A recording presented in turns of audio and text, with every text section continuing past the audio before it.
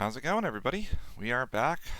Since Nationals concluded, I've kind of had a lot more fun playing some decks that I wouldn't have played otherwise. And not because I didn't think they'd be fun or good or couldn't win, but mostly just because compared to the other decks that I was playing and having a lot, I was still having fun with them. But these decks were slightly lower power, slightly harder to solve, and generally weren't a deck that I was expecting to take the Nationals, and I wanted to put all my focus on getting those specific decks out of the way. But if you've been following the community tab, you've seen that the last two locals, I've played two completely different decks. Decks that I really wasn't considering for Nationals, but decks that are still very fun, and decks that are fan favorites that I'm sure people are interested in learning more about. So today, we're going to take a look at one of those decks. This is my take on Opus 20 Sky Pirates. So let's go ahead and dig in. Sky Pirates was the best deck in the game from about Opus 15 to the end of Opus 16.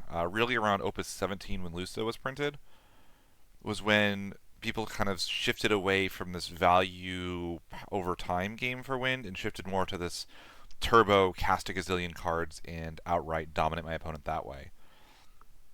Sky Pirates was still good, but it was just kind of overshadowed and ended up falling by the wayside. And it's not hard to see why. Sky Pirates is a deck that is very high on engine. So if you know how Yu-Gi-Oh players tend to refer to decks, they call decks, high engine requirements, low engine requirements, and non-engine's what you use outside of that. And Sky Pirates is a very large engine.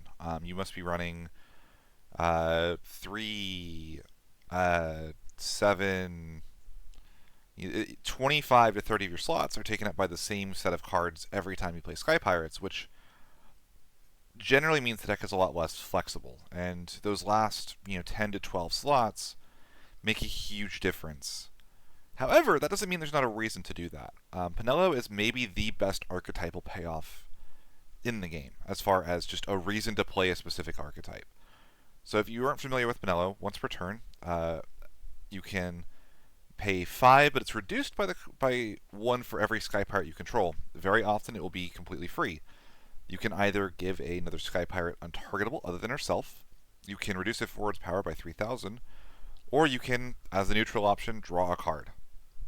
What this often means is that by the time you get set up, Penelo is drawing you an extra 2 cards every single turn cycle, and you get to be able to swarm your opponent in card advantage. Now, the problem with that is we have to get our critical mass of Sky Pirates on the field. The most important way to do that is with our backups, and Sky Pirates have the best archetypal backup in the game. Philo is a literal custom card. I remember Travis laughed about this card and called it like, why did they make it? No, I think I heard it from Travis, but I think the quote was originally Alex Hancock's. But they made it too easy with Philo. Philo does everything for the deck. She gives your Sky Pirates the ability so that your backups all generate wind and water, which is great. It means that Philo herself, Tomaj, and Fran are all secretly dual element backups that Keller fixed for water. Sky Pirates is still primarily wind, but that's fine just because Philo helps us on the situations where we need the water. So she's the best backup. Fran is the second best, so she gets reduced by 1 if you already control a Balthier, but more importantly, she is removal, and also extremely searchable. It sucks a little bit. There's a couple of interesting Fran forwards, but one of them requires Earth, which is a very different way of building the deck. And the other one doesn't really do much compared to just having 1 extra Sky Pirate backup name. Unfortunately, losing Fran as a forward hurts the least of the Sky Pirates. And then Tomaj, this is a card with no name clash. It's not an amazing effect, but it's fine enough. It's a water backup that has a job Sky Pirate, which is great. Additionally, for the rest of our backup engines, we have 3 copies of Jote to help us get our Frans out of the deck, and 1 copy of Mirren to help us get 1 more target. 2 copies of Larsa. This kind of takes the slot that used to be in the deck by Marrowwib, which allowed us to search for the most important other card other than Penelo in the deck, which is the Vaughn. It's just a generally passable 2 CP backup. Of note, you'll notice all of our backups are even costed, as are a lot of our forwards. This is a deck that plays very well off of 2 or 4 backups, so you kind of want to turbo into those as quickly as you can. And lastly, we have 2 copies of Chocolate. This is very important for Vaughn in particular, that we have a good CP outlet for later on in the game. For our Sky Pirates themselves, the most important card is the Opus 14 Von Legend. So this card is so powerful that Sky Pirates were almost viable before Pinello and Philo were printed, and that was just because Von getting just Homage was so good it was worth doing. I believe at one of the only tournaments that had a large turnout before re-raises, Vaughn and Sky Pirates was one of the top 8 slots in the middle of maybe the highest power the game's ever been, with Sophie Doga and Stern Chocobos running around everywhere. This deck was actually almost good enough to compete, and a lot of it is due to how good Vaughn is. So the second reason that Vaughn is good is not just because he plays a Sky Pirate for free onto the field and activates your backups, which is just crazy. He also says anytime your Sky Pirates are chosen by abilities or summons, activate 2 backups. And even more so than that, that is per choosing. So if your opponent plays a Yuffie and chooses the full field of 5 Sky Pirates, Vaughn will activate 2 backups for each time one of them is chosen. This is huge. It allows you to do stuff like gain a gazillion Chocolate counters on your opponent's turn. It allows you to fuel them into Balthier so that damage-based removal doesn't remove your forwards. And it makes it very difficult to remove the Sky Pirate field once it gets going. Even something like activating 2 backups and then Chocoboing Vaughn back means your opponent just spent removal on a card that isn't there on the field anymore. So the other big Sky Pirate payoff is Balthier. So Balthier, when he enters the field, you get to revive a Sky Pirate of cost 2 or less. We have 7 of them, 3 Pinello, 2 Elsa, and 3 Kites. And at any point, you can dole 2 active Sky Pirates to give a Sky Pirate 2000 power and haste. This is really good. This allows us to, again, when you have Vaughn and Balthier on the field, and then you probably have 2 Sky Pirate backups, say that they choose the Vaughn with a summon that does 9,000 damage. Well, Vaughn is going to activate 2 backups, so you activate your 2 Sky Pirates. Balthier doles the 2 backups to give Vaughn 2,000 more power. Vaughn now lives the ability. It just makes it so difficult to actually remove the Sky Pirates once they're on the field. Now you might think, well, I'm not going to do a damage-based removal. I'm going to outright break the Vaughn. And that is where the other ludicrous card, maybe one of the most toxic cards in the game's history, in Kites actually comes into play. So Kites is a 1 CP 3K, and Kites allows you to, as an action ability, remove from the field to blink a Sky Pirate until the end of the turn. So if your opponent does invest very heavily, say they go for a Shantoto as a board clear, Kites can blink the Vaughn out of there. Vaughn comes back at the end of the turn where he can no longer be Amaterasu'd, and then Vaughn can play another Kites right out of the deck to keep the loop going. It becomes very difficult to kind of remove a resolved Sky Pirate field, thanks to Balthier, thanks to Vaughn, thanks to Kites, and also thanks to Pinello. Pinello, of course, giving you the ability to make them all untargetable. Elsa is just a 2 CP, draw 1 card if you control a Sky Pirate. She's just kind of decent to have. She's not an all-star in the deck or anything, but you need that critical mass of Sky Pirates for Pinello, and getting to the difference between even 5 Sky Pirates and 4 is so huge that she ends up being worth a slot. Lastly, we get 2 copies of one of my favorite cards in the game. This is the Barch from Opus 18. That allows you to copy a job, so you can make him a Sky Pirate and then give him the element of whatever your opponent's most threatening element is. And he just sticks around, gets very large, and ups your Sky Pirate count. I love this card. I think it's really fun in jank tribal decks like this because, for instance, he's one of the best dancers in the game. He's one of the best Sky Pirates in the game. He's actually a very good Turk, which is one of my favorite uses for him. It just ends up being a very flexible card, and he gets very large very quickly, which is good. Combining him with Philo's ability to give a double strike on a Sky Pirate forward, he ends up being very large and kind of helps you close out games when you need to. Don't be afraid to throw him away early or even just always. He's not the most important card of the deck. And that's the actual Sky Pirate engine. So moving into the non-engine cards, again, we don't have a lot of slots. You see, like, this is 7 cards, this is 11, 14, The backup line is basically spoken for entirely. I don't think we could really run any different backups and feel very good about it because 3 of the slots have to be Philo, Tamaj, and Fran. Another one probably has to be Chocolate, meaning we only have room for like 1 to 2 other backups. We need our non-engine cards to do a lot for us and a lot of heavy lifting. So they need to mostly prevent us from dying. Sky Pirates is a very slow control deck. And unlike Modern Wind, where you can on turn 2 or 3 really pop off, Sky Pirates wants to get to 4 to 5 backups and 3 or 4 forwards on the field before it really starts committing to winning the game, by the time you're drowning in card advantage with Pinello. And that's where the biggest change in this deck, and the reason that inspired me to kind of mess with this again, which is Shinryu. Shinryu is a card that I underestimated in the set review that I did. And the big reason was I thought of Shinryu only in the context of 13, where it's only okay. It's not amazing against 13 exactly, but against a lot of other aggro decks, or even decks that try to run you down, decks will incidentally get 2-3 forwards over the course of the game, and Shinryu ends up really punishing decks that do that and slowing the game down to a crawl, which is exactly where Sky Pirates wants to be. Even better than that, though, is because Pinello draws so many cards over the course of a game, we actually have the ability to cast Shinryu for 5 and then go for 6 for a board wipe to win the game. Oftentimes, previously, Sky Pirates would run Bismarck Leviathan as its 2 big boss monsters, assuming it would get to 6 damage, but once it got online, it would, play Bismarck, play Leviathan, and just kind of win the game on the spot.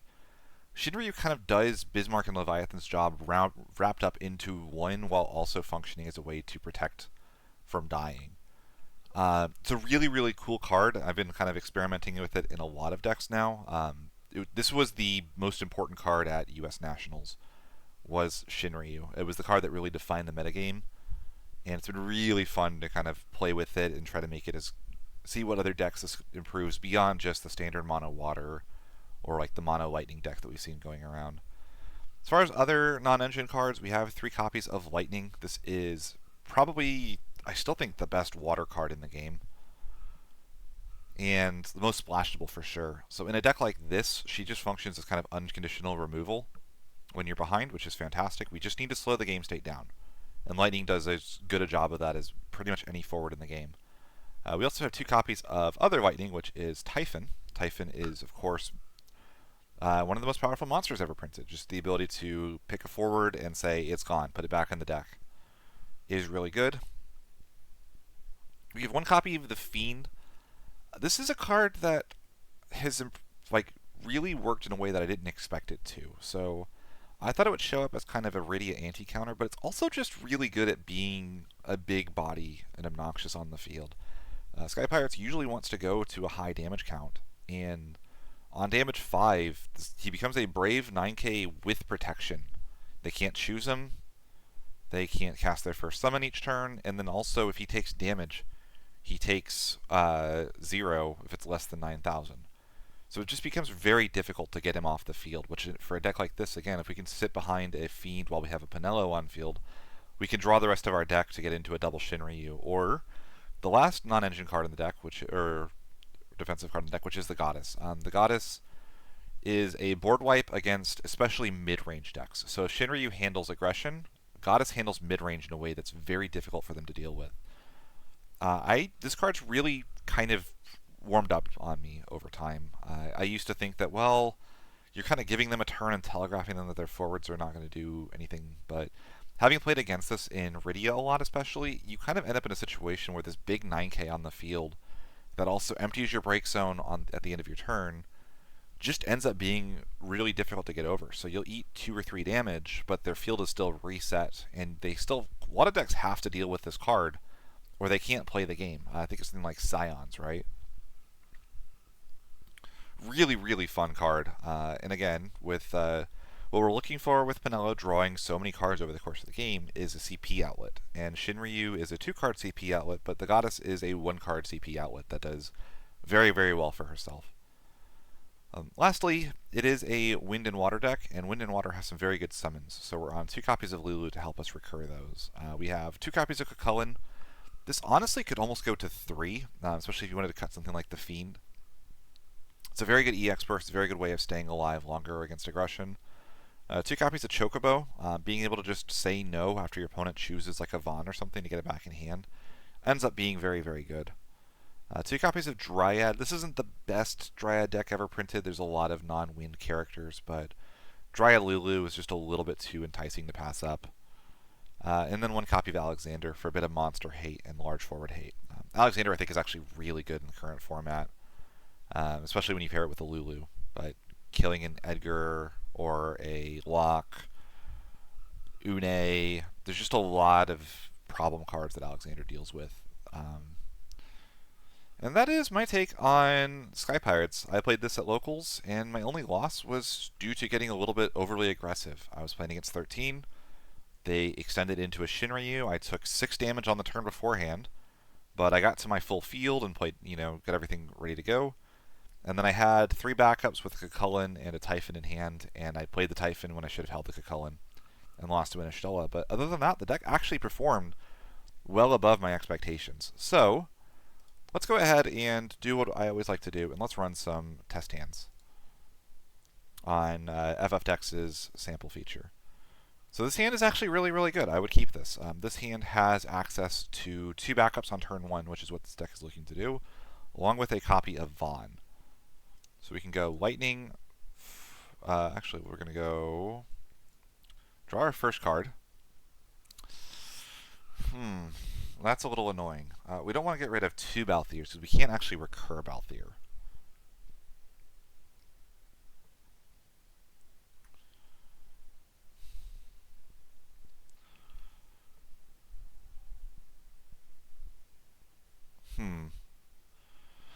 So I might have to play this a little slow just because I don't think I can discard both Balthiers. Let's play the Larsa, and let's pass there. So next turn, we can go Jote and Dryad for Jote, and then let's go ahead and play the Fran as well. This means that if we draw our Kites next turn, we're actually in a pretty decent spot.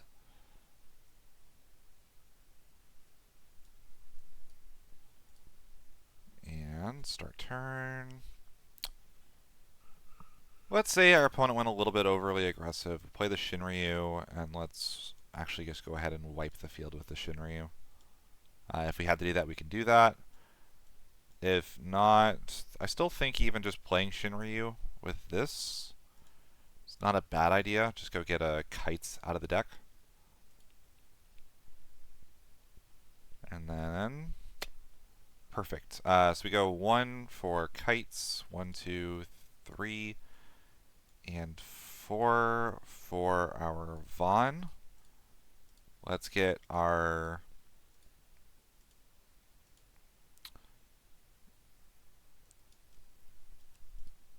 Philo out of the deck.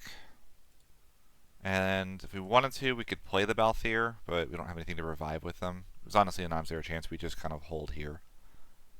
See, 1 more draw. There's the Tomage. That's fantastic. We could just plop that down. We have our 5 backups, including 3 Sky Pirates, and we're kind of off to the races, right? So let's go ahead and run 1 more test hand. Goldfishing like this is just so good for learning how a deck plays. So we have the Philo, which is great, but I want to have 2 backups, so I'm actually going to mulligan this away. And it got worse. First turn. That's what I get for being a little greedy. We'll go for a Lulu and get back the Chocobo here. Okay, so that's going to get us to our Fran. And then there's the Philo, which is great. We can go Dryad for Philo. Been a very slow start to this game, but you got to do what you got to do sometimes. Lightning and Dryad for Vaughn. Vaughn here actually I think can get a copy of either Pinello or Kites. Let's get Pinello. I'm going to get another pirate down here. And then we could play the Tomage here so that Pinello is reduced by 4. 1 more turn. We've got... Let's cast the Cucullin to draw a card. We'll use the Pinello to draw again. We're really digging for that Kites. 1 more. Nope, no luck. We could go like this and this for our Jote and get a Mirren. Seems like a decent play. And 1 more turn. There's our Chocolate and an Elza, which is great. So we can go 2 for this, 2 here, for that, and discard the Elza, revive Elza, draw a card, Pinello draw a card, and you start to really see how we're getting off to the races. We could Alexander here if we wanted to. And of course now if our opponent starts trying to choose our stuff, Vaughn makes them, Vaughn plus Balthier makes them a lot bigger, makes even a forward like Elza a lot more threatening. So hopefully this is a good demonstration that shows you how Sky Pirates plays. Let me know what you all think in the comments, if there's any changes y'all would make, or if there are any decks y'all are interested in seeing. Thanks for watching.